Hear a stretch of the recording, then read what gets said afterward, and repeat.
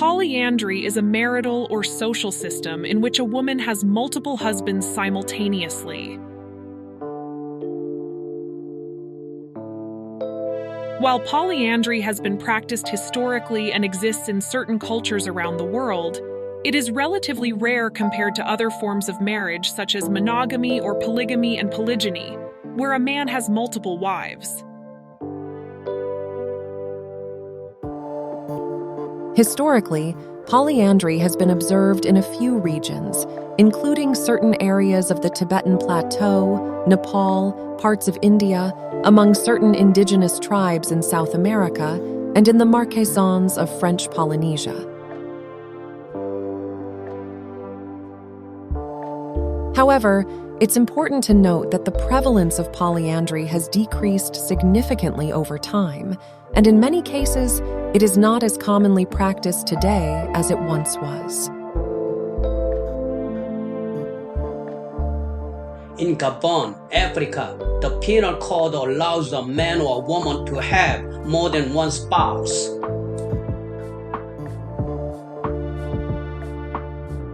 It is symbolically significant that polyandry and polygamy are legally allowed by the state.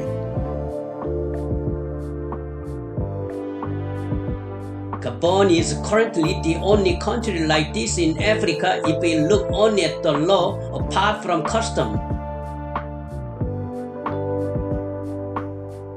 Before marriage, a man and a woman must decide if they will engage in polygamy or polyandry in the future.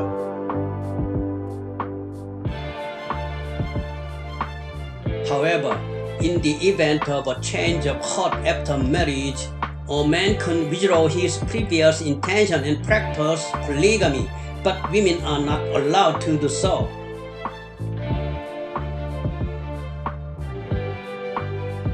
For this reason, it is known that polygamy is relatively more prevalent in Gabon than polyandry. One of Nigeria's ethnic groups, the Irigwe, practiced polyandry in the past. Historically, Irigwean women have had more than 2 males as husbands. However, the polyandry here has some rather peculiar features. Women's husbands live in their own residences, and when a woman wants a particular man, she goes to his residence. Therefore, women live in different husbands' houses throughout their lives. The southwestern Indian state of Kerala has a somewhat different culture than the rest of the country.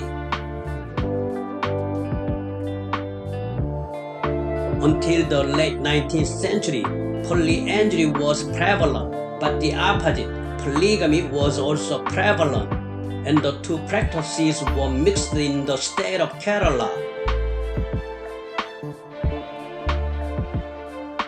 Some say polyandry was practiced as far back as the middle of the 20th century.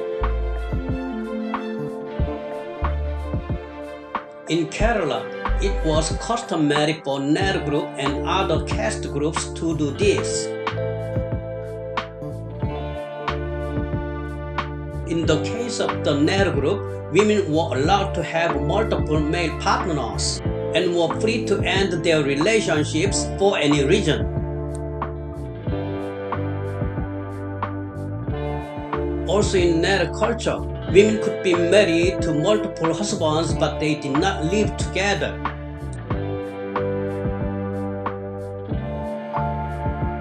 Their relationship did not have much meaning other than as sexual relationships and partnerships related to children. Currently, the custom is not being carried on in the Ner community. The Nilgiri mountains of Tamil Nadu in southern India are inhabited by the Toda people.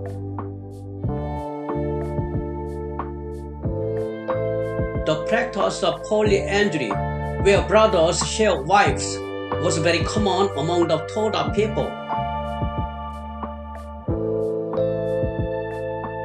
However, even in such a social atmosphere, Toda women could only marry if they had a dowry.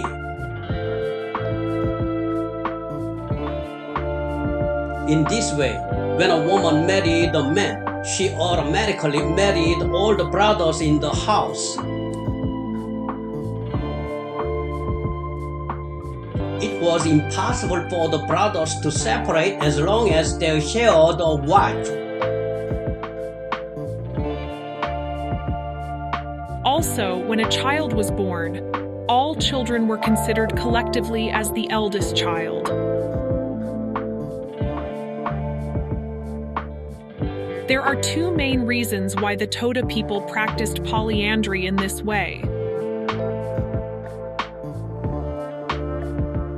First of all, when brothers get married, they can separate, and one purpose was to prevent the division of the family's property.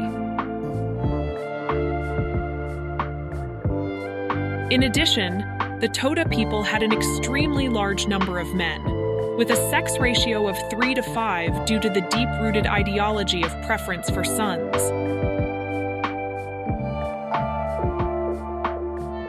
People in the Himalayan region of northwestern Nepal also practiced polyandry. Their practices look similar to polyandry in the Tibetan region, with the purpose to prevent brothers from leaving, preserve property, and adapt to farming the terrain in that environment.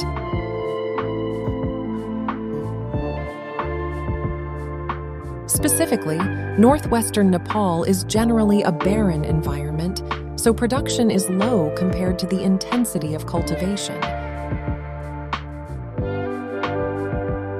Therefore, if a brother marries an additional woman, the land is divided and the already poor food production decreases, so it can be seen how polyandry could be more advantageous. Some statistics estimate that 42% of marriages in the region are polyandrous, so widowhood is very rare. The right to sexual contact with the wife after marriage is also determined by the brother's ages. So a younger brother can approach the wife only when there is no elder brother. Therefore, in polyandry in Nepal, peace is maintained according to the wife's behavior, so her role is very important. If the wife prefers only a certain brother, there is a high possibility of quarrels and conflicts between the brothers, so the wife's wisdom is required. However, polyandry is not common in Nepal, so it can be considered unusual outside the northwestern region. In northern India, polyandry has been practiced very widely.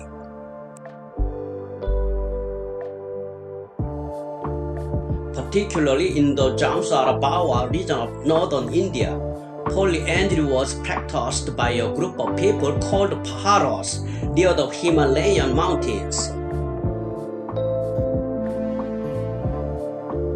Women start by marrying the eldest son of a family, and at the same time, all the brothers in the family become her husbands.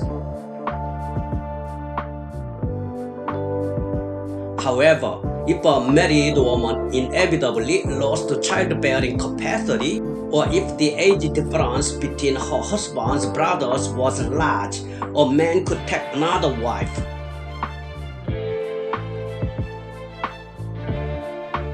In Pahara's culture, none of the multiple husbands could monopolize their wives and had to share them equally.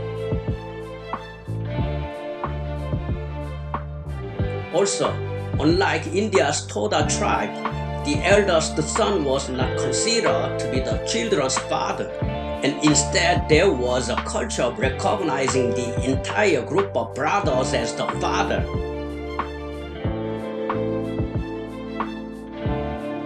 In Tibet, polyandry was practiced very actively. In polyandry, the family's land or other property can be divided into the son's branches after marriage, and Tibetan polyandry can be seen as having a purpose to prevent this.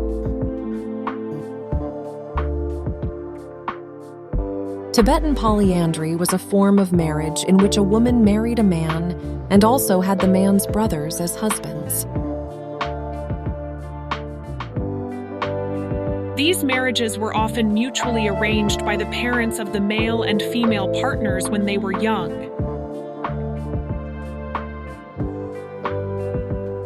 Therefore, the individual preferences of men and women were not important in proceeding with marriage, and this was also true for the male brothers who naturally became husbands after marriage. The husband and wife had to accept the decision of the parents of both families unquestioningly and without resistance.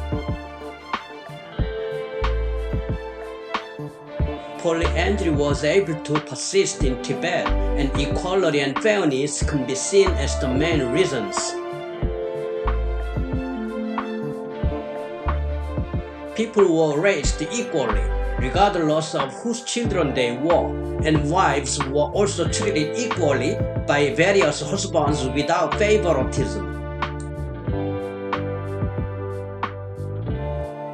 However, unlike in the past, Tibetan polyandry has not been officially permitted under family law since 1981.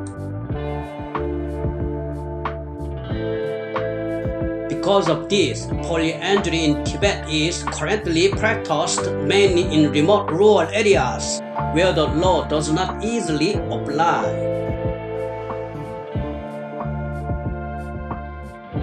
The Bororo, an indigenous people of Brazil who live in the state of Mato Grosso in central western Brazil, are known to practice polyandry. The Bororo, who live in the tropical rainforest, have a different mentality from other societies. Women are very important there. A husband must live in his wife's house after marriage. The wife has economic power in the household, and their children receive their mother's surname. In Bororo, the husband is responsible for household chores such as hunting, fishing, and working in his wife's home. In addition, women can have multiple husbands through role division, but the center of the family is, in a word, a woman.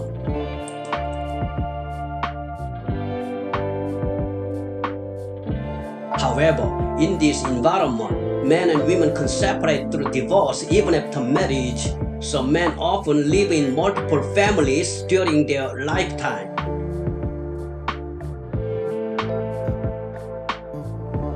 The Mosuo, an ethnic minority in China, live near Lugo Lake near Yunnan province. Their society is characterized by a matriarchal system in which women are the center. Marriage is not particularly emphasized or celebrated, and when children are born of a relationship with a male lover, the children take the mother's surname, and the mother raises the children. All household decisions are made by the mother, and in the absence of the mother, her daughter inherits the right of leadership of the household. Rather than living together with a woman, a Mosuo man tends to live with his mother and take care of household chores such as farming. Mosuo women can have as many male partners as they like. Breaking up with a man is also a woman's prerogative. So it can be seen that they have a culture that shows the characteristics of polyandry, except for the custom of marriage. Also in Mosuo society, the birth of a daughter is more celebrated than that of a son. In Mosuo, there is no ideology of preference for sons at all. Thank you for watching the video, Polyandry, provided by History and Current Events. Gina, Tony, and Bella have contributed so far as narrators. Thank you.